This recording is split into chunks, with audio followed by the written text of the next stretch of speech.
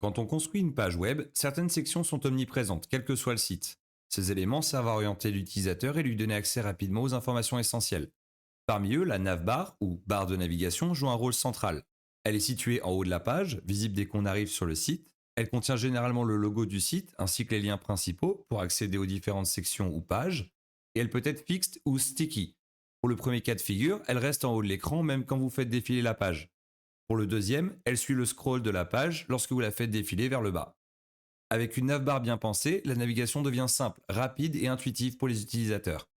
Passons maintenant à un autre élément essentiel de la structure d'une page web. Le footer, ou pied de page, qui se situe tout en bas de la page et remplit plusieurs rôles importants. Notamment, il contient souvent des éléments secondaires comme les informations de contact, les liens vers les réseaux sociaux ou encore des liens annexes tels que les mentions légales ou les CGU. Le footer est conçu pour centraliser des informations utiles et offrir une navigation rapide sans que l'utilisateur ait à chercher dans tout le site. En plus d'être une zone pratique, le footer contribue à donner une impression de structure et de finition à la page. C'est l'un des derniers éléments que l'utilisateur verra en parcourant le site, il est donc crucial de le soigner pour laisser une bonne impression. Concentrons-nous maintenant sur la partie centrale et la plus volumineuse d'une page web. Le body, ou corps de la page, est l'endroit où se trouve le contenu principal. C'est là que l'utilisateur passe la majeure partie de son temps et interagit avec le site. Son rôle est essentiel car il porte le cœur du message et des informations que le site veut transmettre. Le body est constitué de plusieurs sections thématiques. Parmi ces sections, nous retrouvons le Hero Section qui est la plus importante. C'est la première section visible lorsqu'un utilisateur arrive sur le site. C'est ici que vous avez quelques secondes pour capter son attention et lui donner envie de continuer à explorer votre contenu. Alors, qu'est-ce qui compose cette section clé? Avant tout, un visuel percutant, une image, une vidéo ou une animation qui attire immédiatement l'œil. Un titre accrocheur, une phrase courte mais impactante qui résume l'essence de votre site ou propose une promesse claire. Et pour finir, un call to action, CTA, un bouton ou un lien qui incite l'utilisateur à effectuer une action immédiate. Par exemple, s'inscrire maintenant, découvrir nos offres ou acheter. La Hero Section donne souvent le ton du reste du site. Une conception bien pensée ici peut faire toute la différence dans la perception et l'engagement de l'utilisateur.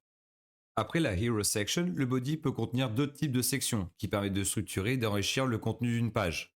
Voici quelques exemples courants. La section à propos, cette partie présente votre activité, votre entreprise ou même votre histoire. Elle aide à établir une connexion avec les visiteurs et à renforcer la crédibilité. La section service, ici vous détaillez les solutions ou services que vous proposez, souvent accompagnés d'icônes ou de descriptions courtes pour rendre l'information facilement compréhensible. Une section témoignage ou avis client, une zone dédiée au retour d'expérience de vos clients. C'est un levier puissant pour bâtir la confiance avec les visiteurs.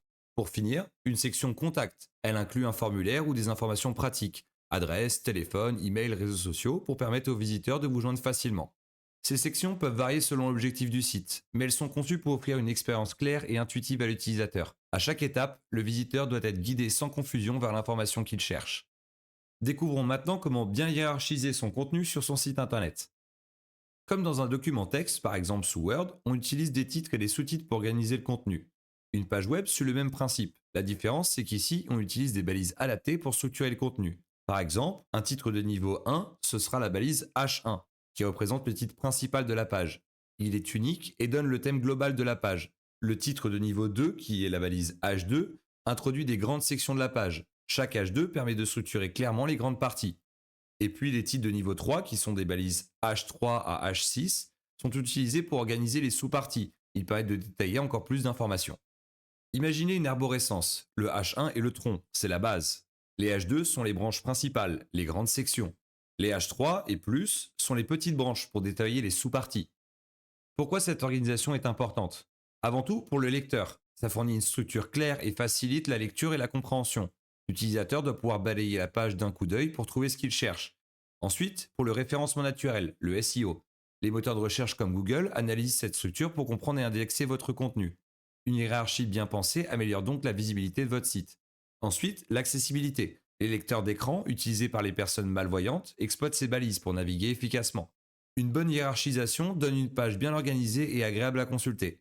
Ce n'est pas seulement esthétique, c'est aussi un outil pour rendre votre site performant et accessible.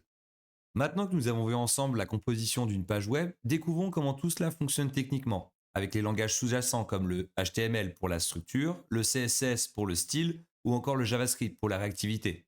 Mais je vous rassure tout de suite, l'idée n'est pas d'apprendre ces langages mais de comprendre comment ils fonctionnent, notamment les deux premiers pour lesquels vous allez avoir une représentation visuelle dans Webflow. Le JavaScript sera peut-être un peu moins pertinent, mais vous servira dans votre aventure de freelance si vous avez besoin d'apporter des fonctionnalités supplémentaires à des sites pour vos clients.